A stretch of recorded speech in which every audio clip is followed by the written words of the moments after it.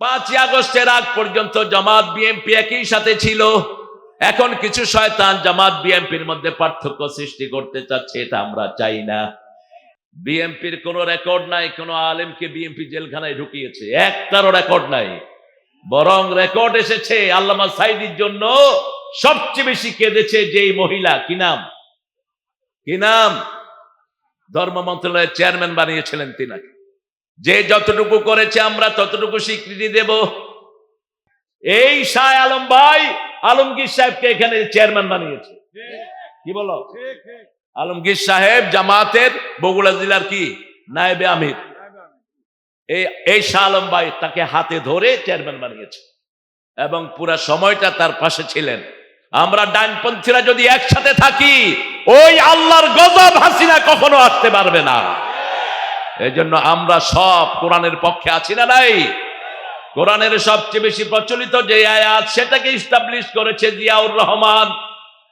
বিসমিল্লাহির রহমানির রহিম আমাদের সংবিধান থেকে উঠিয়ে দিয়েছে শেখ মুজিব। শেখ মুজিব বলেছে সেকুলার দেশ, আর জিয়াউর রহমান এসেই বলেছেন আল্লাহর উপর অবিচল আস্থা ও বিশ্বাস। শুধু এটা না, আরাফার ময়দানে 30 থেকে 35 হাজার নিম গাছের গাছ কে লাগাইছে? আরো আসতে কর। এই গাছটার নাম এখন কি বলে? নিম গাছ না, জিয়া গাছ। কি গাছ? শাজারাতুদ দিয়া বলে তার। আমি বললাম আমাদেরকে মৃত্যুর ভয় দেখাও, আমরা মৃত্যু পায়ের তলায় নিয়ে চলি। আমরা প্রতি রাতে একবার করে মারা যাই, ঠিক না ঠিক? আমাদের দোয়া হলো আল্লাহুম্মা বিসমিকা আমুতু, হে আল্লাহ আপনার নামে মরতেছি। কার নামে? আপনার নামে মরতেছি। আবার যখন উঠি আলহামদুলিল্লাহ আল্লাযী আহইয়ানা বাদা মা আমাতানা ওয়া ইলাইহিন, সেই আল্লাহর প্রশংসা করি, তিনি আমাদেরকে জীবন দান করেন, ঠিক না ঠিক? রাসূল বলেছেন যারা শাহাদাত চায় না এরা মুনাফিক। এরা কি? মুনাফিক। আর যারা শহীদ হতে চায়, মন থেকে যদি শহীদ হতে চায়, বিছনায় পড়ে মরলেও তাকে শহীদ হিসাবে কবুল করবেন কে? সে আল্লাহ রাব্বুল আলামিন বলছেন, শোনো তোমাদেরকে জিকির থেকে দূরে সরায় তোমাদের সন্তানরা, তোমাদের সম্পদেরা। এই সম্পদের লোভ আমাদের হৃদয়ে থাকবে না। আমাদের হৃদয়ে থাকবে কার লোভ? আপনি বাজারে দোকান করছেন, কিন্তু যখনই আজান হয় কোথায় যাবেন? মসজিদে যাবেন। তাহলে বোঝা যাবে আপনার ভালোবাসা কার প্রতি বেশি? আল্লাহর প্রতি বেশি। ফজরের সময় শুয়ে আছেন বিছানায়, বিবি আছে, বাচ্চা আছে, যখনই আজান হলো আসসালাতু খায়রুম মিনান নাওম, তখন আর আপনি আর বিছানায় থাকবেন না। রাসূল বসে আলাপ করতেন। রাসূল খুব জোবিয়াল ছিলেন, খুব ফ্রেন্ডলি ছিলেন। তিনি যখন কোনো মানুষের সাথে আলাপ করতেন, খোলা মনে আলাপ করতেন এবং কোনো মানুষের দিকে টেরায় চাইতেন না, কখন এরকম করে কখনো চাইতেন না, অথবা চোখে এরকম ইশারা কখনো কোনো নবী করেননি। নবীদের শানের খেলাফ। রাসূল সাল্লাল্লাহু আলাইহি ওয়াসাল্লাম যখন কারো দিকে তাকাতেন, ফুল বডিতে তাকাতেন। পৃথিবীর দুনিয়া আখিরাতের সর্বশ্রেষ্ঠ ডাক্তার, তিনি বলছেন রাহমাতাল লিল আলামিন। সারা পৃথিবীতে এর চেয়ে বড় জ্ঞানী আর কেউ হতে পারে না। রাসূল বলছেন তুমি যেটা নিজের জন্য পছন্দ করো না, সেটা কেমনে আরেকজনের জন্য পছন্দ করলে?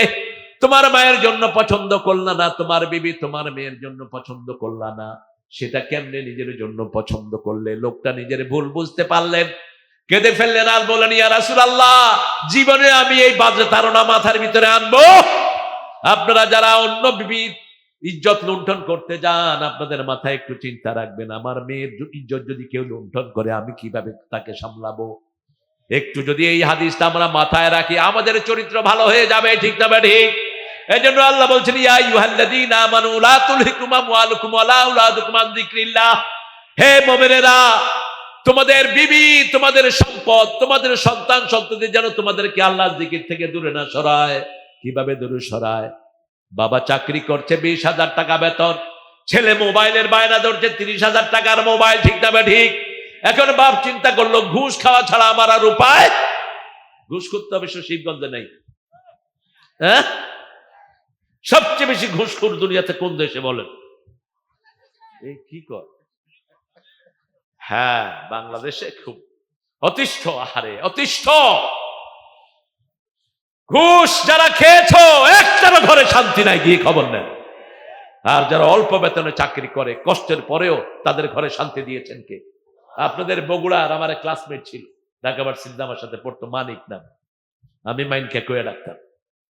মানিক এক পুলিশ কনস্টেবলের ছেলে, ওরা 5 ভাই 3 বোন।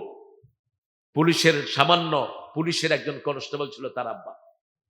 এই কনস্টেবল থেকে 5 ওয়াক্ত নামাজ পড়ে এই বেতনে 8টা ভাই বোনকে ভার্সিটিতে পাঠিয়েছে। আমি বললাম কেমনি কি করলি? কয় যে ক্লাস 5 এর পরেই আমরা প্রাইভেট পড়ানো শুরু করছি। আব্বা নামাজ পড়তেন আর যে টাকাটা পাইতেন আলু আর চাউল কিনে দিতেন, বাস আমরা প্রাইভেট পড়ায়া আর আল্লাহর কাছে ধন্যবাদ দিতেন। এভাবে সে পরে সরকারি চাকরিও পেয়েছে। এ মানিক যে হালাল যেখানে আছে সেখানে বরকত আছে না নাই? একজন ইমাম সাহেব 7-8 হাজার টাকা বেতন পায়। আপনি দেখবেন ইমাম সাহেবের একটা ছেলে হাফেজ, একটা ছেলে ম্যাজিস্ট্রেট, আছে না নাই? একটা ছেলে বড় চাকরি পেয়েছে, কষ্ট যে করে তাকে কেষ্ট দেন কে? আল্লাহ দেয়। আর যারা হারামখোর তাদের একটা ছেলেও বড় হয় না, কোনটা গাঁজাখোর কোনটা মদখোর, ঠিক না বা ঠিক? ওই হাসিনার পোলা মানুষ মেরে ফেলেছে মদ খায়া, গাড়ি চালায়া গুলশানের ভিতরে, আর সেই মামলা ঢাকা দিয়েছে খালেদা জিয়া। আপনারা তো ইন্টারনেটে খবর রাখেন না? খালেদা জিয়া যখন 2001 সালে ক্ষমতায় আসলেন, এই হাসিনা গিয়ে হাজির, কারণ পুলিশ ধরছে তার ছেলে মদ খায়া গুলশানে যখন গাড়ি চালাইতে গেছে একজন কর্মচারীর গায়ের উপর দিয়ে গাড়ি উঠায় দিচ্ছে।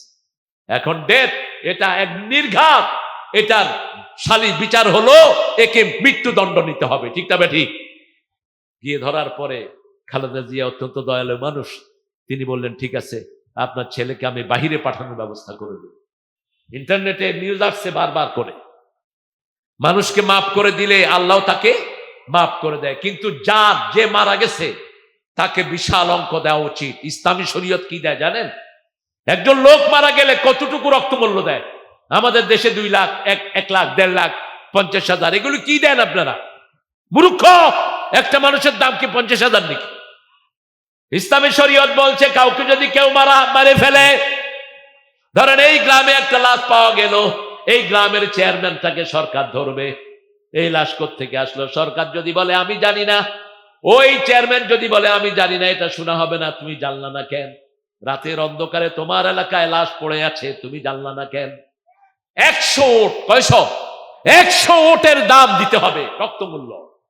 ইসলামী শরীয়ত বলছে 100 ওটের মধ্যে 50টা থাকবে পেটে বাচ্চাওয়ালা, 50টা থাকবে বাচ্চা ছাড়া। এরকম 100 ওটের দাম একটা লাশের পরিবারকে দিতে হবে। আপনি চিন্তা করেন তো, যদি একটা পরিবারকে 1.5 কোটি 2 কোটি টাকা দেয়, ওই পরিবারের আর কোনো কিছু দরকার আছে? সুন্দর মতো পরিবারটা চলবে। এখন কি করে? খবরই তো নাই। এই যে জুলাই, এই সময় যে কত লাশ মারা গেল, বিএনপির কত লোক মারা গেল, বিএনপির কাছে রেকর্ড নাই। কত লোক গুম হলো, জামাতের কত লোক চলে গেল, জামাত এখন খোঁচায় খোঁচায় বাইর করতেছে, কদ্দুর বাইর করবা। হেফাজতের কত লোক মারা গেছে, তাদের কোনো চিহ্ন নাই। কিন্তু আপনারা কিভাবে বের করবেন? এই প্রত্যেকটা যারা মারা গেছে এদের পরিবারকে মিনিমাম 1 কোটি 1.5 কোটি করে দিলে কিছুটা রক্তমূল্য হয়। ইসলাম কত সুন্দর! এই জন্য আমার আল্লাহ রাব্বুল আলামিন বলছেন, এই সন্তান সন্ততি যেন তোমার জন্য জিকির থেকে বিরতির কারণ না হয়। আমরা বললাম আল্লাহ জিকির করলে আমাদের কি লাভ? সূরা রাদের 28 নম্বর আয়াতে আল্লাহ বলছেন জিকির করলে মনে শান্তি দিয়ে দেন কে? রমজান মাসে মানুষের মনে শান্তি থাকে, ঠিক না ঠিক? কারণ উঠতে বসতে আমরা জিকির করি কার? লম্বা সময় নামাজ পড়ি, আমাদের দুঃখ দূর করে দেন কে? সবার পেটে সুন্দর খাওয়া আসে। বাংলাদেশে কেন এত সুন্দর পরিবেশ এখনো বজায় আছে? একটা কারণে, কারণ জুমার দিন আমাদের দেশের অধিকাংশ মানুষ মসজিদে চলে যায়, ঠিক না ভাই? ঠিক কথা কন না কেন? যে পুরো সপ্তাহ নামাজ পড়ে না, সে কখন পড়ে? জুমার দিন। আবার রমজানের প্রথম সপ্তাহ মসজিদে জায়গা পাওয়া যায় না। এখন আপনারা বলেন, এই রমজান যেরকম আমরা মসজিদে যাই, এরকম যদি সারা মাস যেতাম, আমাদের দেশের বরকত কি কেউ আটকে রাখতে পারত? আজকে থেকে শপথ করব, যেই ঘরে নামাজ আছে সেই ঘরে বরকত আছে। 1 ওয়াক্ত নামাজ আর ছেড়ে দেব না। রাজি আছেন না নাই? একটু হাত তুলে দেখা দেন কারা কারা রাজি আছেন। বলেন, হে আল্লাহ, হে আল্লাহ, আপনার নামে শপথ করছি, জীবনে আর কোনোদিন ফরজ নামাজ, ফরজ রোজা, ফরজ পর্দা ছেড়ে দেব না। আমিন ইয়া রাব্বাল আলামিন। নামাজ হলো দ্বিতীয় জিকির। তাহলে প্রথম জিকির হলো কোরআন, তেলাওয়াত। দ্বিতীয় জিকির হলো নামাজ। তৃতীয় জিকির আমরা বললাম কতক্ষণ জিকির করব। সূরা আহজাবের 41 নম্বর আয়াতে আল্লাহ বলছেন, ইয়া আইয়ুহাল্লাযীনা আমানু যিকুরুল্লাহা যিকরান কাসীরা ওয়া সাব্বিহুহু বুকরাতাও ওয়া আসীলা। হে মুমিনেরা, 24 ঘন্টা জিকির করো। কার? ঘরে ঢুকতে জিকির আছে না নাই?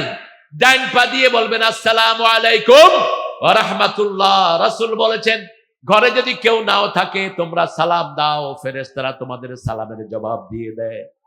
যখন আপনি কারো ঘরে যাবেন, আল্লাহ বলছেন সূরা নূরের ভিতরে, লা তাদখুলু বুয়ুতান গায়রা বুয়ুতিকুম হাত্তা তাস্তানিসু ওয়া তুসাল্লিমু আলা আহলিহা। নিজের ঘর হোক অন্যের ঘর হোক, আগে অনুমতি নাও, তারপরে সালাম দাও। বিবিকে সালাম দেয় না অনেকে। আমি জানি না আপনাদের কি অবস্থা। বিবিরে যখন ফোন করে, ওই কই, ফোন দাও। আমার লগে এক হুজুর, গাড়িতে আসতেছিলাম আমরা, হুজুর রাত্রে 2:30 ঘরে ফোন করছে। তো স্বাভাবিকভাবে বিবি ঘুমাবে, ফোন ধরতে দেরি হলো। হুজুর বললেন, তোর বাপে বিল দেয়, ফোন ধরস না। আমি বললাম, হুজুর সাহেব আপনি কি বউয়ের বাপ? তোর মতো মূর্খের ওয়াজ শুনবে কে? রাসূল বলছেন, যে বিবিদের কাছে ভালো সে আল্লাহর কাছে ভালো। খেয়ারকুম খেয়ারকুম ইলা নিসাইকুম, তোমাদের মধ্যে সবচেয়ে ভালো ওই লোক যে তার বউয়ের কাছে ভালো, সে আল্লাহর কাছেও ভালো। কারণ আপনি কোথায় গিয়ে কি করেন সব রেকর্ড কার কাছে? বউয়ের কাছে আছে। বউ দেখলেই বুঝে স্বামী কোথায়। যেমন অনেক স্বামী আছে, এই মাহফিল থেকে গিয়ে বলবেন, এই মাহফিলে আল্লাহর ওলি হয়ে আসছি, গিয়ে সালাম দিবেন। বউ বলবে, তুই যে কত বড় বাঁদর, তোরে কেউ না চিনলো আমি চিনি।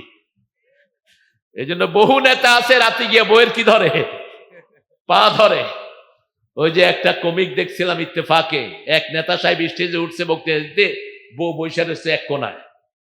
বউ নেতা সাহেবের কয়, এই তুমি তো স্টেজে যাও না, তুমি বেডে দেখতে যাও। কয় তার মানে? কয় তুমি স্টেজ থেকে এক বেডের দিকে 17 বার দেখছো। তো যেখানে পর্দা নাই সেখানে সন্দেহ আছে না নাই? দেখেন এখানে পর্দার ব্যবস্থা আছে না নাই? আমার মায়েরা আছে এক জায়গায়, আমরা আছি এক জায়গায়। মায়েরা যখন আলাদা পর্দায় থাকে, মায়েরাও হেফাজতে থাকে, ছেলেরাও। মোম আর আগুন যদি একসাথে থাকে, মোম তো গলবেই, ঠিক না ঠিক? এজন্য পর্দার ব্যবস্থা করে দিয়েছেন কে? আমার আল্লাহ রাব্বুল আলামিন বলেছেন, মেয়েরা তোমাদের সৌন্দর্য তোমরা প্রকাশিত করো না। তোমার সৌন্দর্য যদি চুল হয় ঢেকে রাখো, তোমার সৌন্দর্য যদি পায়ের পাতা হয় ঢেকে রাখো। মেয়েদের মাথা থেকে পায়ের তালু পর্যন্ত হলো সতর। সবটা কি? ওদের গলাও সতর। এই জন্য ক্লাস 5 এর মেয়েকে, 5 বছরের মেয়েকে কারো কাছে, কোন ছেলের কাছে প্রাইভেট পড়াবেন না। বহু প্রতিষ্ঠান মেয়েদের শ্লীলতাহানির কাজে ব্যস্ত, বেধড়ক পিটায়। আজকে দেখলাম এক স্কুলের টিচার একটা মেয়ের মাথাকে ধুয়া মারতেছে ওয়ালের উপর। কোথায় সমস্ত চালাল টিচার গুলো? ঠাকুরগাঁয়ের এক মহিলা এনজিও টিচার কামড়িয়ে এক ছেলের হাতের গোস্ত উঠায় নিয়ে গেছে। কি বর্বর! এরপরে এমন পিটান পিটায় ছোট বাচ্চাদেরকে, বাচ্চারা অজ্ঞান হয়ে যায়। আপনাদের এখানে শিবগঞ্জে নাই? আমি বলবো, আমার পাশে আছে বড় দলের, বাংলাদেশের সবচেয়ে বড় দলের এখানে প্রতিনিধি। প্রতিষ্ঠানগুলোতে খবর নিবেন, মসজিদগুলোতে, ফরকানিয়া মাদ্রাসায় খবর নিবেন। প্রাইমারি স্কুলে যদি কোনো টিচার এরকম বাচ্চা পিটায়, ওরে পিটায়া জেলখানায় ঢুকায় দাও।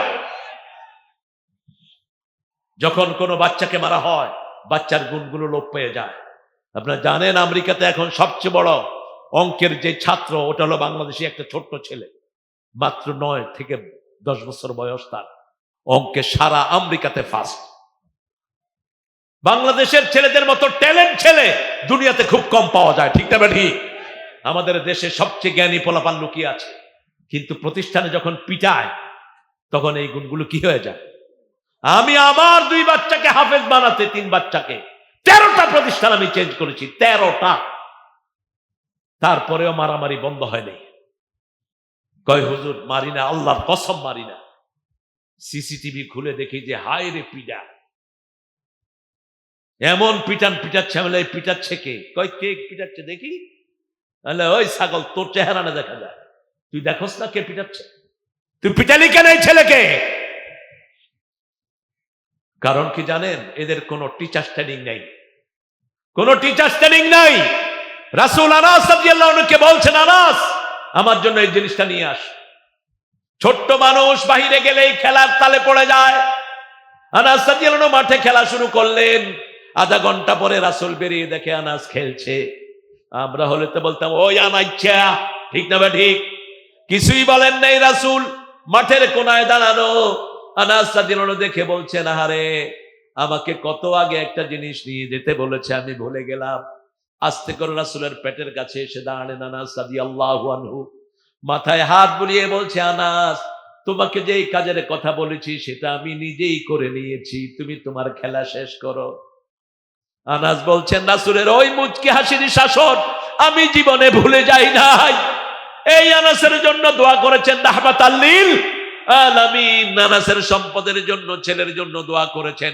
একটা গ্রাম ভরা ছিল, ওনার নাতি পুতি দিয়ে এক পরিবার ভরা ছিল। আনাস রাদিয়াল্লাহু আনহু দোয়া পেয়েছেন অসংখ্য সাহাবী রাহমাতাল লিল আলামিনের। রাসূল প্রায় সময় হাসান হুসাইনকে কোলে নিয়ে দোয়া করতেন। হাসানকে ঘাড়ে নিতেন, হুসাইনকে কোলে নিতেন। আবার যখন তিনি নামাজে যেতেন, এক নাতি ঘাড়ে আর এক নাতি পিছন থেকে হাট হাট করে ডাকতো। রাসূল সাল্লাল্লাহু আলাইহি ওয়াসাল্লাম কখনো সেজদা থেকে মাথা উঠানোর চেষ্টা করতেন না। রাসূল আসরের নামাজ পড়ছেন মসজিদে নববী, ঘরের থেকে ছুটে এসে হুসাইন মাথার উপর বসে আছে, রাসূল লম্বা করে দিলেন সেজদা। সাহাবায়ে কেরাম জিজ্ঞেস করলেন, ইয়া রাসূলুল্লাহ, এত লম্বা সেজদা তো আপনি আসরে দেন না, ওহী আসলো নাকি, অসুস্থ হলেন নাকি? রাসূল সাল্লাল্লাহু আলাইহি ওয়াসাল্লাম বললেন, না, আমার নাতি আমার ঘাড়ে বসা ছিল, তাকে কষ্ট দিতে চাইনি, সেজদা লম্বা করে দিয়েছি। আর সূরা নজমের ভিতরে আল্লাহ বলছেন, ওয়া মা ইয়ানতিকু আনিল হাওয়া ইন হুয়া ইল্লা ওয়াহয়ুন ইউহা। আমি আমার মন থেকে কোনো কথা বলি না। রাসূল যা কথা বলেন, কার কথা? আল্লাহর কথা। আল্লাহ ওহী করলে তিনি কথা বলেন। সেজন্য আমার আল্লাহ বলছেন, যদি অন্তরটা ঠান্ডা রাখতে চাও, ছেলে মেয়েদেরকে নিয়ে আল্লাহর জিকির করো, ছেলেকে নামাজে ঢুকাও। ছেলে নামাজ না পড়লে বাপ মা খবর নেয় না, মেয়ে খবর নেয় না, মেয়ের খবর মা নেয় না। প্রাইভেটে না গেলে মা রাগ করে। ছেলে যদি প্রাইভেটে না যায় মা রাগ করে। কিন্তু মৃত্যুর পরে প্রথম হিসাব হবে কিসের? জোরে বলেন। নামাজের। প্রাইভেটের তো হিসাব হবে না। আমার আল্লাহ বলছেন, নামাজকে জিকির করেছি এই জন্য।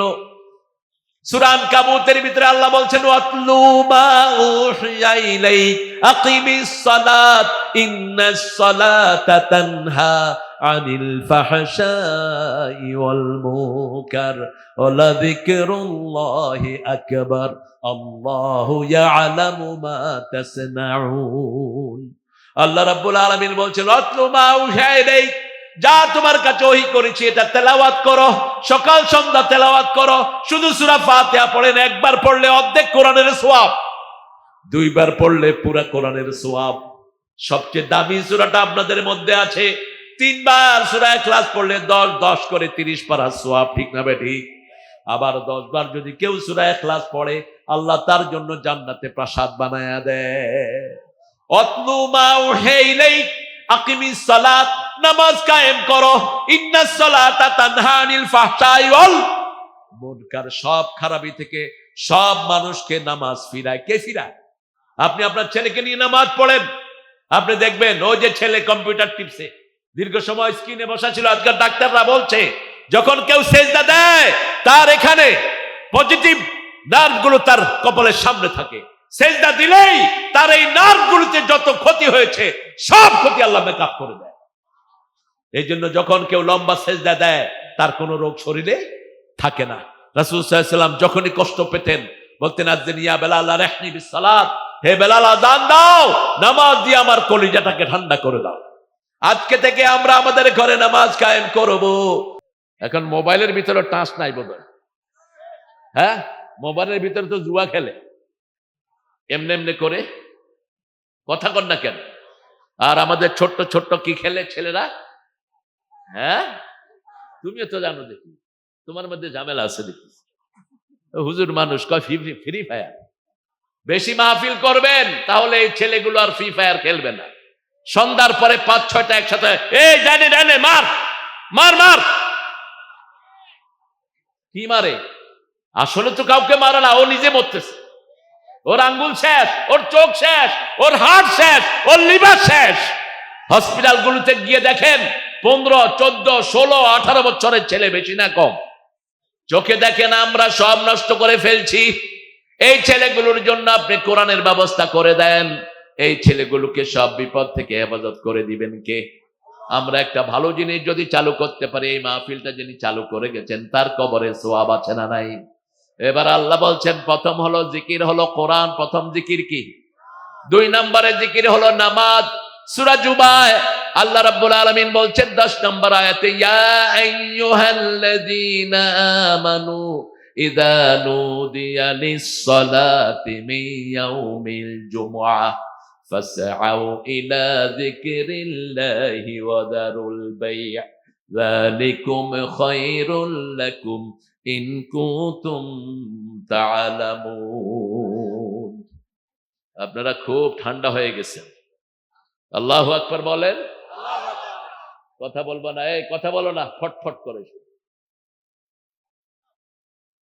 আল্লাহ রাব্বুল আলামিন বলছেন, হে মুমিনেরা, জুমার দিন যখন আযান দেয়া হয় তোমরা আল্লাহর জিকিরের দিকে যাও। নামাজের শুরু থেকে শেষ পর্যন্ত কার জিকির?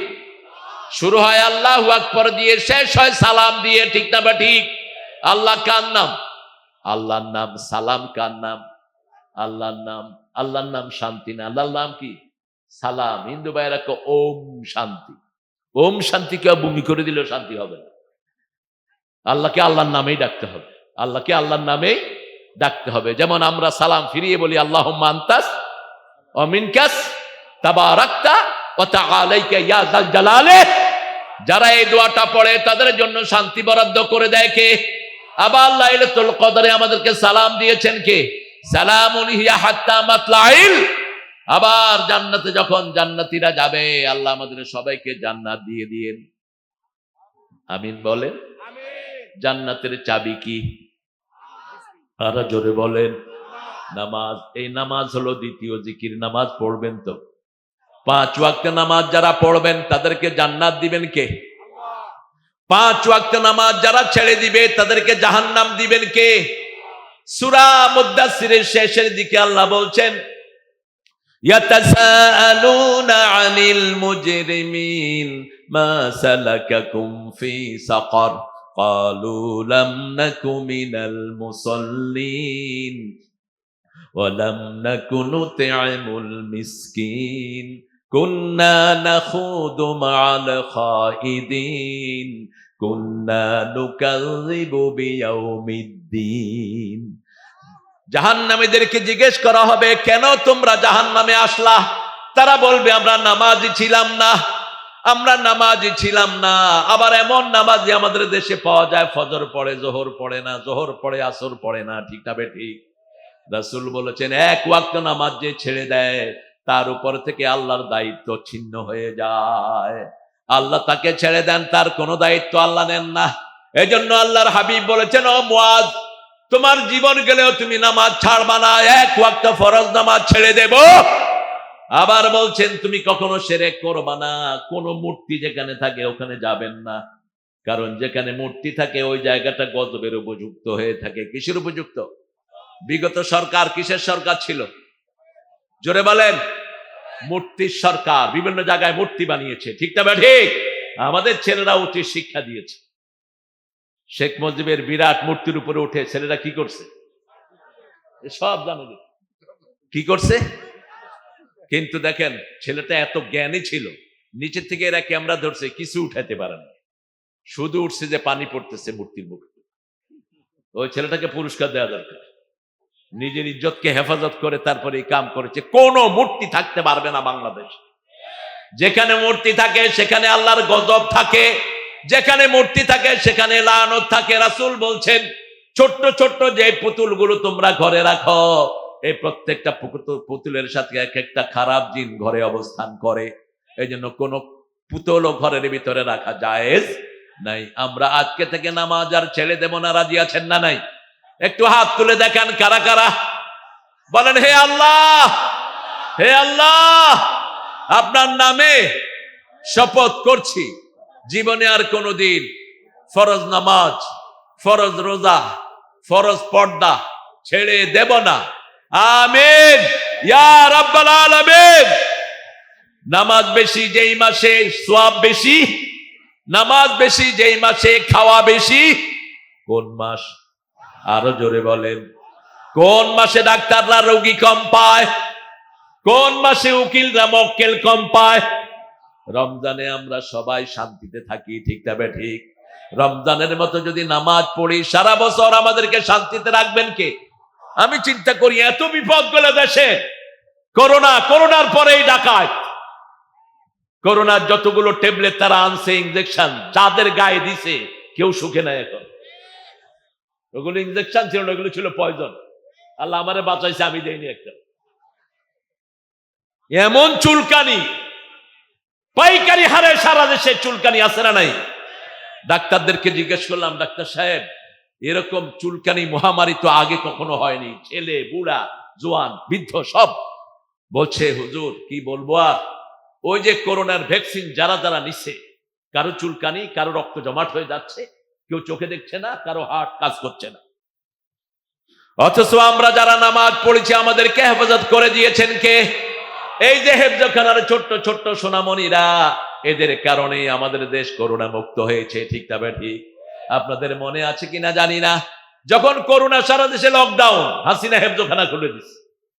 হাসিনা হেফজখানা খুলে দিয়ে চিন্তা করলো মরলে হুজুরটা মরুক। আর আমরা বললাম রাখে আল্লাহ, রাখে আল্লাহ। এই ছোট্ট ছোট্ট ফেরেশতার মতো মাসুম শিশুরা রাতের 3টার সময় উঠে কোরআন শরীফ পড়া শুরু করে। এই 3টার সময় উঠে কোরআন শরীফ পড়া শুরু করলো। আস্তে আস্তে করোনা ভাগতে লাগলো। মসজিদ খুলে দেয়া হলো, মুসল্লিদেরকে বলা হলো 3 হাত দূরে দাঁড়াবেন। কে মানে কার হুকুম? এক মুরব্বী এসে আমার গাড়ির উপর পড়ছে। বললাম বাবা কি খবর? কই করোনা হইলে আমার হইব, তোমার কি? আপনারটা তো আমার গায়ে আসতে পারে। তুমি বাবা নিশ্চিন্ত থাকো, মসজিদে একজন লোকেরও করোনা হবে না। কারণ মসজিদে আমরা ঢুকি কি করে? ওযু করে। কি করে? আর বিশ্ব স্বাস্থ্য সংস্থা বলছে যারা হাত মুখ রেগুলার ধোয় তাদের কাছে করোনা আসবে না। তারা একটা নিয়ম চালু করলো আমেরিকাতে, ইংল্যান্ডে, অস্ট্রেলিয়া, কানাডা। তারা গ্রুপ গ্রুপ করে বাসায় পাঠানো শুরু করলো হ্যান্ড ওয়াশ পার্টি। হাত কেমনে ধুইবা ওরা দেখায় দেয়। তো নিউ ইয়র্কে আমার এক মুসল্লির বাসায় গিয়ে উঠছে এই হ্যান্ড ওয়াশ পার্টি। তখন সে নামাজের ওযু করছিল। তো গিয়ে নক করছে, হু ইজ ইট? কারা তোমরা? বলছে we are the hand wash party. আমরা হাত দুনিয়া পার্টি। বলছে কি এর হাত দুনিয়া পার্টি? বলছে হাত কিভাবে ধুইবা সেটা আমরা দেখাবো। ও ধরে না কয় আমার থেকে শিখে যা। আমি দৈনিক 5 ওয়াক্ত আমার অঙ্গ প্রত্যঙ্গ 27 বার ধুই, ঠিক না ঠিক? হাত ধুই, পা ধুই, মুখ ধুই, সব আমরা এত সুন্দর করে ধুই। কেউ এত সুন্দর করে ধুইতে পারে?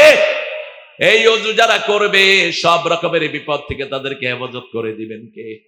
কিন্তু মনে রাখবেন ওযুর পানি যেন কখনো না মুছে ফেলেন। রাসূল বলছেন, মুসলিম শরীফের হাদিস, ওযুর পানি যতক্ষণ শরীরে থাকে ততক্ষণ গুনাহ ঝরতে থাকে। যখন শেষ ফোঁটাটা ঝরে যায়, শেষ গুনাহটা মাটিতে ঝরে যায়। এজন্য আমার আল্লাহর জিকির যেখানে আমরা আছি, এখন আমরা জানবো আল্লাহর জিকিরটা কঠিন না সহজ। যেহেতু জিকির আল্লাহর শব্দ, জবাব দিবেন কে? সূরা কামারের ভিতরে প্রথম 17 নম্বর আয়াতে আল্লাহ বলছেন, ওয়ালাকাদ ইয়াসসারনাল কুরআনা লিযিকির ফাহাল মিন মুদ্দাকির। তোমাদের জন্য কোরআনের জিকিরকে আমি সহজ করে দিয়েছি, কে আছো এই জিকির করবে? আমরা বললাম আল্লাহ। আরো বলেন 22 নম্বর আয়াতে আবার একই আয়াত বলছেন।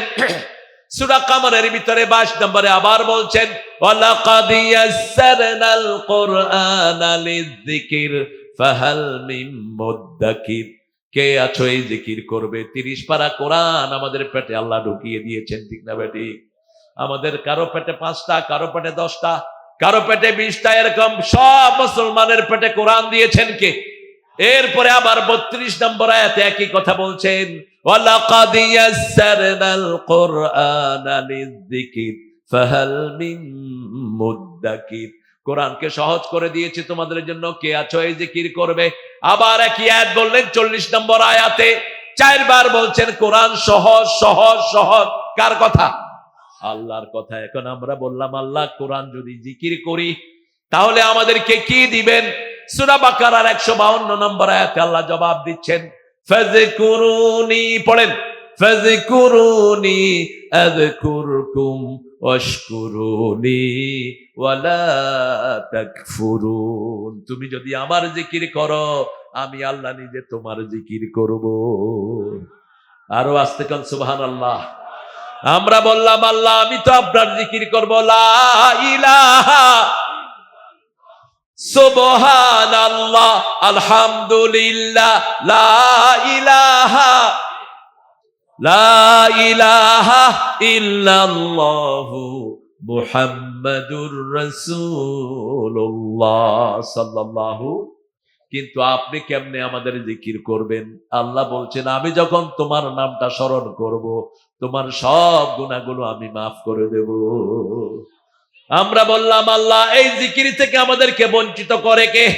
আল্লাহ রাব্বুল আলামিন বললেন সূরা মুনাফিকুনের 9 নম্বর আয়াত, ইয়া আইয়ুহাল্লাযীনা আমানু লা তুলহিকুম আমওয়ালুকুম ওয়ালা আওলাদুকুম আন যিকিরিল্লাহ ওয়া মান ইয়াফআল যালিকা ফাউলাইকা হুমুল খাসিরুন। হে আমার গোলামেরা, আমার মুমিনেরা, তোমাদেরকে যেন আল্লাহর জিকির থেকে তোমাদের সন্তান এবং সম্পদ বিরত না রাখে। যারা আল্লাহর জিকির থেকে বিরত থাকবা, তাদের দুনিয়াও শেষ, আখিরাতও। একটা দোয়া প্রথম আদম আলাইহিস সালাম করেছিলেন ওই ক্ষতি থেকে বাঁচার জন্য। প্রত্যেকটা দিন আমরা চেষ্টা করি। আদম আলাইহিস সালাম যখন জান্নাতে গাছের কাছে গেলেন, আল্লাহর কাছে ধন্না দিলেন, আল্লাহ আমি গাছের কাছে গিয়েছি, আপনি যেতে নিষেধ করেছেন, কিভাবে আপনার কাছে ক্ষমা চাইবো আপনি আমাকে বলে দেন। আল্লাহ বলে দিয়েছেন, রাব্বানা, পড়েন, রাব্বানা যালামনা আনফুসানা ওয়া ইল্লাম তাগফির লানা ওয়া তারহামনা লানাকুনান্না মিনাল খাসিরিন। সাথে সাথে আদম আলাইহিস সালামকে maaf করে দিলেন কে? আমার নবী বলেছেন, যারাই মুনাজাতের ভিতরে এই দোয়াটা পড়বে, তাদের সব গুনাহ maaf করে দিবেন কে? আল্লাহ বলছেন, এই ক্ষতি থেকে বাঁচার জন্য 4টা আমল তোমাদেরকে দিলাম। কয়টা? একটা সূরা নাজিল করলেন, সূরাটার নাম হলো আসর। কি নাম? আসর। ওয়াল আসর, পড়েন, ওয়াল আসর ইন্নাল ইনসানা লাফি খুসর ইল্লাল্লাযীনা আমানু ওয়া আমিলুস সলিহাত ওয়া তাওয়াসাউ বিল হাক্কি ওয়া তাওয়াসাউ বিস। দেখেন, আমাদের এই যে মাহফিলগুলো হয়, মাহফিলে কোনো লোক হারানো যায়? কথা বলেন না কেন? কোন মহিলার উপর কোন নির্যাতন হয়? কিন্তু হিন্দু ভাইদের যখন পূজা হয়, বহু মহিলা হারানো যায় কিনা? কথা কন না কেন? হারানো যায় কিনা? এই যে মক্কাতে প্রতি বছর 30-40 লাখ লোক আরাফার ময়দানে, শুধু উপরে এখন নিম গাছ, পুরা মাঠ খালি। পুরা মাঠ কি শুয়ে থাকে, ঘুমায়। এদেরকে হেফাজত করেন কে? জোরে বলেন। আল্লাহ হেফাজত করেন। কারণ এরা কার নাম পড়ে? প্রত্যেকের মুখে আল্লাহর নাম। চাঁদের মতো অস্পরি সুন্দরী নারী ঘুমিয়ে আছে, কেউ তাকায় না কারো দিকে। কিয়ামতের ময়দানের কোন আলামত যদি দেখতে চান, সৌদি আরব যাবেন, প্রত্যেকে তার চিন্তায় আছে। ঠিক না বা ঠিক? আপনি কাবা ঘরে দাঁড়াবেন, আপনার পাশেই মহিলা দাঁড়ানো, কাবা ঘরে আলাদা করতে পারে না, বেটা বেটি আলাদা করতে পারে না, সব যে যেখানে পারে আল্লাহু আকবার।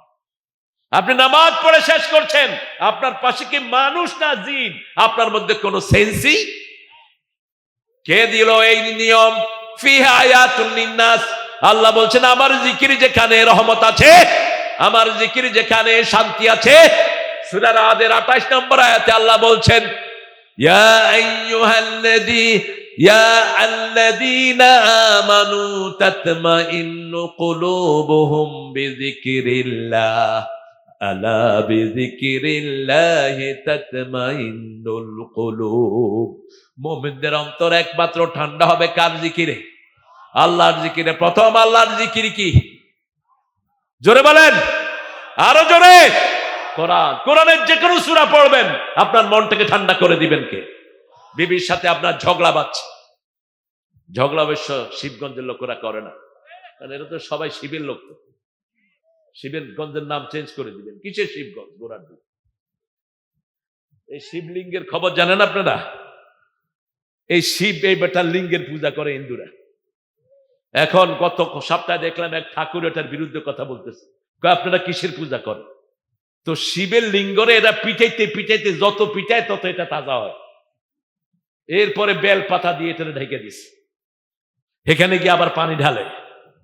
কি নোংরা! কোত্থেকে পেয়েছেন এগুলো?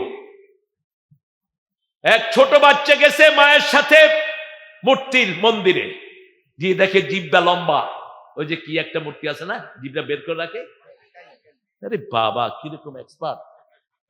কি নাম? তুমি দেখতে গেছো না বাবা? আর যেও না, কালী না কি জানি। তো ওই মেয়ে, ছোট মেয়ে মনে করলো এ বোধহয় ক্ষুধা লাগছে, ও জিভের ভিতরে মিষ্টি দিছে, মিষ্টি পড়ে গেছে, আবার দিছে। মারে কয়, মা তুমি এটার কাছে আসছো কেন? এটা তো খাইতেই পারে না, এটার মুখে মিষ্টি দিছি পড়ে যাচ্ছে। আমার মনে হলো সূরা আম্বিয়াতে ইব্রাহিম আলাইহিস সালাম, সূরা সাফফাতের ভিতরে মূর্তির সামনে ওনার আব্বা এভাবে দাঁড়ানো, তিনি বলছেন, মা হাযিহি তামাসিলুল্লাতী আনতুম লাহা আকিফুন। ও বাবা, এই মূর্তির সামনে তুমি এভাবে দাঁড়ানো কেন? বাপ বলছে, আজি আসনামুকুম, এটা তোমার দেবতা। ইব্রাহিম আলাইহিস সালাম জবাব দিচ্ছেন, লা ইউসমা ওয়া লা ইউবসির, চোখেও দেখে না, কানেও শুনে না, কেমনে এটা দেবতা? ইব্রাহিম আলাইহিস সালাম বললেন, ঠিক আছে বাবা, আমি দেখবো তোমাদের দেবতাকে কথা বলানো যায় কিনা। প্রথম ওনাকে কিছু দেবতা দিল বাজারে বিক্রি করার জন্য। তিনি বাজারের মধ্যখানে গিয়ে মাথা থেকে এগুলো নামালেন, নামায়া কোনোটার হাত ভেঙে দিলেন, কোনোটার চোখ গুঁতা দিলেন, কোনোটার পা ভেঙে দিলেন, নিয়ে আসলেন সব ভেঙে বাড়িতে। ইব্রাহিম আলাইহিস সালামের আব্বা বলছে, কি খবর, দেবতাগুলোকে বেচছো নাকি? কয়, আব্বা অর্ধেক পথে গেছি, পরে দেবতারা কিলাকিলি লাগছে। বাপেরে কিভাবে বুঝ দিচ্ছে কি লাগছে?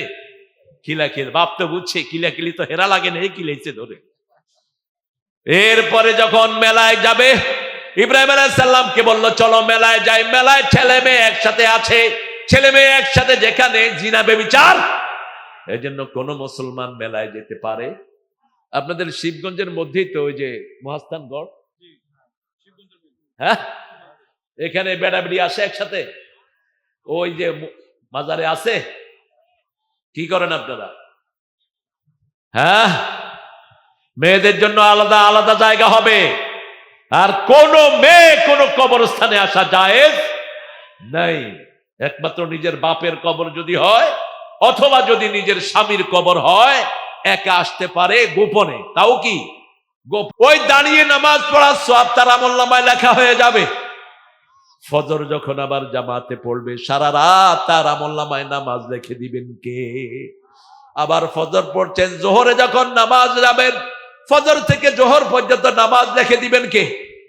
24 ঘন্টা আমাদের নামাজের ভিতরে শামিল হয়ে যায়। আর নামাজে সবচেয়ে বেশি স্মরণ করি কাকে? রাসূল দৈনিক 53 রাকাত নফল শুধু পড়তেন। কত রাকাত? 53। আপনি কয় রাকাত পড়েন? রমজানে 20 রাকাত না 8 রাকাত? এটা নিয়ে ঠেলাঠেলি। এক গ্রুপে কয় 8 টাকাতে বেশি পড়তেই পারবি না, আরেক গ্রুপে কয় আমি 20 টাকাত পড়বো, তোমার সমস্যা কি? রাসূল নরমালি 53 রাকাত পড়তেন। হিসাব নেন, তাহাজ্জুদ 8 টাকাত ওনার উপর ফরজ ছিল। তাহাজ্জুদ 8, ভিতর পড়তেন 3 রাকাত। ভিতর কখনো কখনো 5 রাকাত, 7 রাকাত, 9 রাকাত, 11 রাকাত পর্যন্ত ভিতর পড়তেন। কিন্তু আমরা ধরলাম 3 রাকাত। 8 আর 3 কত? কথা কন না কেন? 12 রাকাত সুন্নত আমরা পড়ি।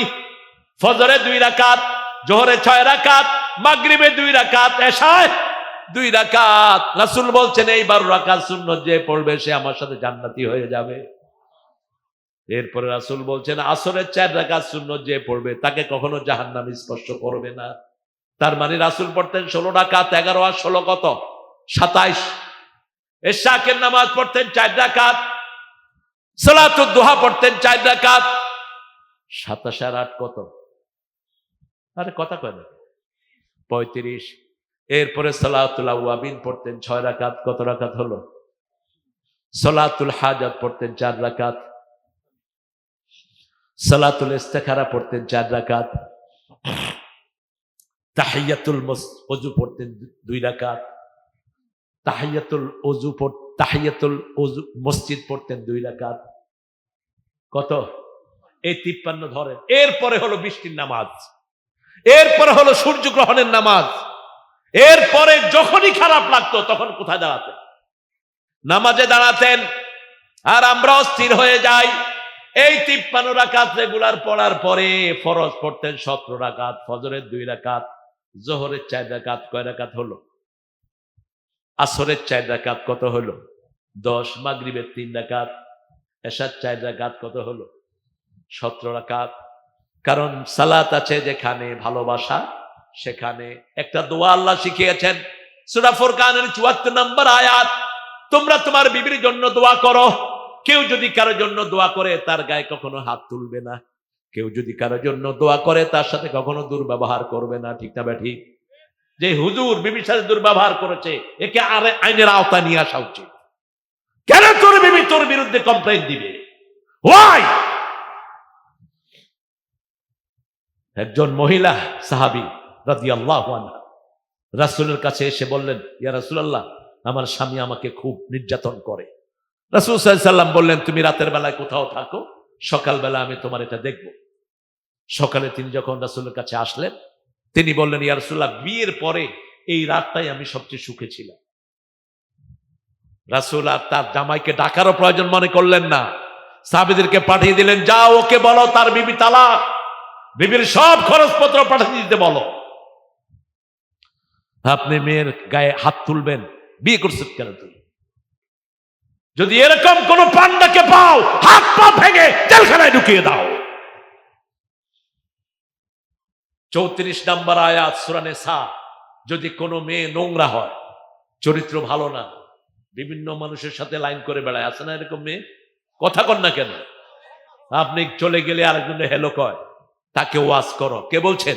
ওয়াইজু হুন্না, তাকে ওয়াজ করো, তাকে আগে শরীয়তের কথাগুলো শোনাও। যদি সেটা না হয়, অহজুরুহুন্না ফিল মাদাজা, সেপারেট দ্য বেড, বিছনাটা আলাদা করো। এটার মানে এটা না দুই বিছনায় শুবেন, এক বিছনায় শুয়ে দুদিকে তাকায় থাকলে তো আলাদা হয়ে গেল। 3 নম্বরে বললেন ফাদরিবুহুন, তাকে মারো। রাসূল বললেন অঙ্গহানি করতে পারবা না, শরীরে দাগ লাগাতে পারবা না, মারবেন কেমনে? কোন নবী কোন গালিও কোন বিবিকে দেন নাই। 2 নবীর বিবি ছিল কাফেরা। সূরা তাহরিম, দারাবাল্লাহু মাসালান লিল্লাযীনা কাফারু ইমরাআতা নূহ ওয়া ইমরাআতা লূত। নূহ এবং লূত আলাইহিস সালামের স্ত্রী ছিল কাফেরা, কোনদিন কটু কথাও বলেন নাই। ওয়া দারাবাল্লাহু মাসালান লিল্লাযীনা আমানু ইমরাআতা ফিরাউন। ফেরাউনের বিবি ছিলেন মুমিনা। কি ছিলেন? মুমিনা, যার বিয়ে হবে রাসূলের সাথে। সুবহানাল্লাহ বলতে ইচ্ছে করে না? যত নেককার মেয়েরা স্বামী পাবে না, ওই নেককার বিবিদের প্রথম চয়েস হবে রাহমাতাল লিল আলামিন। মা মরিয়মের বিয়ে হবে কার সাথে? মুহাম্মদ রাসূলুল্লাহ। কারণ রাসূলের চেয়ে শ্রেষ্ঠ আর কেউ হতে পারে? মরিয়মও ছিলেন শ্রেষ্ঠ। মরিয়মের মতো চরিত্র কিয়ামত পর্যন্ত কোনো মেয়ের হবে না। আল্লাযী আহসানাত ফারজাহা, আল্লাহ বলছেন এর মতো চরিত্র, এর মতো পবিত্র আর কোন মেয়ে হতে পারে না। একজন নবীর পরিচয় দিচ্ছেন ঈসা ইবনে মারইয়াম, ঈসা ইবনে মারইয়াম। কোন নবীর বাপের কথা এইভাবে অমুকের ছেলে অমুক আসে নেই। শুধু আল্লাহ রাব্বুল আলামিন আজরের নাম ধরেছেন। ইয ক্বালা ইব্রাহিম লিআবিহি আযার আতাত্তাখিযু আসনামান আলিহা ইন্নী আরাকা ওয়া কওমাকা ফি দালালিন মুবিন। সূরা আনাম ৭৪। আল্লাহ বলছেন ইব্রাহিম যখন তার আব্বা আজরকে বলল, হে আব্বা, আপনি কেন মূর্তির পূজা করেন? আমি আপনাকে এবং কওমকে গোমরা দেখছি। ইব্রাহিম আলাইহিস সালামকে এইভাবে আকাশ জমিনের সব জ্ঞান দান করেছেন কে? আল্লাহ দান করেছেন। ছেলে আর পিতার কথোপকথন কিভাবে হবে ইব্রাহিম আলাইহিস সালাম থেকে শিখবেন। কোন পিতার সাথে চোখ রাঙিয়ে জোরে আওয়াজে কথা বলা হারাম। কথা বলা কি হারাম। কোন মায়ের সাথে জোরে আওয়াজে কথা বলা হারাম। নরম কথা বলবেন, আস্তে কথা বলবেন, ঝিড়কি দিয়ে কথা বলবেন না। উফ মনে জাগে এরকম শব্দ উচ্চারণ করবেন না। রহমতের ডানা বিছিয়ে দিবেন। এরপরে দোয়া করবেন, রাব্বির হামহুমা কামা রাব্বায়ানি সগীরা। পড়েন, রাব্বির হামহুমা কামা রাব্বায়ানি সগীরা। একটা সওয়াবের কাজ এখন করব। আমরা তো এতক্ষণই সওয়াবের ভিতরে আছি। হাফেজদের পাগড়ি দেওয়া হয়নি। হাফেজদেরকে ইনশাআল্লাহ এখন পাগড়ি দিব। কষ্ট হবে না তো আপনাদের? একটু পড়েন সুবহানাকা আল্লাহুম্মা ওয়া বিহামদিক আশহাদু আন লা ইলাহা ইল্লা আনতা আস্তাগফিরুকা ওয়া আতুবু ইলাইক। 12টার পরে যদি আপনাদেরকে ধরে রাখি, নামাজ কাজা করবেন, আর গুনাহ আসবে সব আমার আমলনামায়। তবে আমার আমলনামায় আসবে না। আমি এই বাসায় কখন আসছি? আপনার বাসায় 6:30। আমাকে দিচ্ছেন কয়টা? 10টায়। এই শাস্তি হবে আপনাদের। আমি শাস্তি নেব না। আমি মাহফিলে আগে যাই, আল্লামা সাইদি রাহিমাহুল্লাহ তিনি আগে যেতেন। আহা, আমি বলতাম চাচা আপনি আগে যান কেন? কয় বাবা, একটা মাহফিল নিয়ে যে মাহফিল কমিটি কি টেনশনে থাকে, এটা যারা করে তারাই বুঝে। এই জন্য আমি আগে যাই, যাতে মাহফিল কমিটি আমাকে দেখে তো চাঁদের মতো হেসে দিচ্ছে, রাস্তায় দাঁড়িয়ে রিসিভ করেছে। মাহফিল নিশ্চিন্ত থাকে মাহফিল কমিটি। আমরা উঠবো না, কোনো ভাইয়েরা উঠবো না। এই হেফজখানা আর এক একটা ছাত্রকে আপনার টার্গেট নিবেন। আপনাদের অনেকের কোরআন অশুদ্ধ। একটা ছেলেকে পালতে মাত্র 10,000 টাকা লাগে পুরা বছর। আর ঢাকাতে আমার 3 ছেলের পিছনে প্রতি মাসে যায় মাত্র 45,000 মাসে। আর এখানে এক বছরে কত যায়? 10,000। কত সস্তা দেখেন। ঢাকাতে সবকিছুর দাম বেশি, ওখানে এসি রাখে, কাজের লোক রাখে, একটু পয়সা আলাপ পোলাপান কাজ করতে চায় না, সেই জন্য এগুলো এক্সপেন্ডিচার বেড়ে যায়। কিন্তু আমাদের গ্রামে আলহামদুলিল্লাহ এখনো নেয়ামত বেশি না কম? গ্রামে বেশি। আপনারা একটা ছাত্রকে টার্গেট নিবেন। আপনি যদি একটা হাফেজের পয়সা দেন, আপনি মৃত্যুর পরে দেখবেন আপনার আমলনামার ভিতরে 30 পারা কোরআন উঠে আছে। আপনি বলবেন আল্লাহ আমি তো পড়িনি। আল্লাহ বলবেন ওই যে হাফেজের তুমি পয়সা দিয়ে সাহায্য করেছো, তার পুরো তেলাওয়াতটা আমি তোমার আমলনামায় তুলে দিয়েছি। আমরা এখন বসবো, এই ছেলেগুলো আগামী বড় বড় আল্লামা হবে, বাইতুল মোকাররমের ইমাম হবে, ঠিক না ঠিক? এই ছেলেগুলো লক্ষ মানুষকে তারাবি পড়াবে। তাদের সবটা আমরা যারা এখন থাকবো তারা পেয়ে যাব। আপনারা কেউ উঠবেন না প্রিয় ভাইয়েরা। আমি ছেলেদের মাথায় পাগড়ি পরাচ্ছি, এটা তাদের একটা অবিস্মরণীয় দিন। আমি পাগড়ি পরাইছি, এরকম বহু ছেলে এখনো ওয়াজ করে। মনোয়ার মোমেন নামে একটা ছেলে আছে সাতক্ষীরা, আমি নিজেও ভুলে গেছি। ওকে স্যার আপনি আমারে পাগড়ি পরাইছেন। এই জন্য আমরা ইনশাআল্লাহ পাগড়ি পরানোর এই অনুষ্ঠানটা আমরা উঠবো না।